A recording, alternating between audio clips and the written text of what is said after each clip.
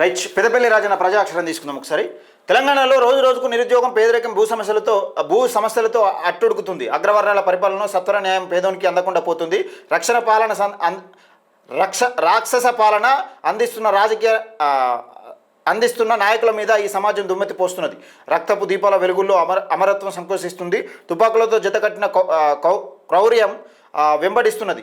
అడవిదారుల వెంబడి ముళ్ళ కంచెలు అడ్డిస్తే కగార్ పేరుతో మరణ మృదంగాన్ని సృష్టించి శవాల గుట్టలను దాటుకుంటూ అస్తిత్వం కోసం పరుగులు పెడుతోంది. తెలంగాణ సంపద మింగుతున్న తోడేళ్ల దొంగలు గుత్తెందారి పెత్తందారి వ్యవస్థల జేబులు నింపుకుంటుంది. ప్రజాస్వామ్య పరిపాలన ఇందిరమ్మ రాజ్యంలో పేదోని ఇళ్లలో పొద్దు పొడిసేది ఎన్నడు, పేదరికంపై కక్ష కట్టిన రాజ్యంపై పగ తీర్చుకున్నది ఇంకా ఎన్నడంటూ పెద్దపల్లి రాజన్న నిజంగా ఒక అద్భుతమైన వాక్యాలతోని తెలంగాణ రాష్ట్రం ఎట్లా ఉన్నది, ఎట్లా అడుగుతున్నది, పేదోని బతుకులు ఎట్లున్నాయి అనేది చాలా చక్కగా వివరించిండు. దీన్ని నిజంగా పెద్దపల్లి రాజన్న మంచి ప్రజాక్షరం.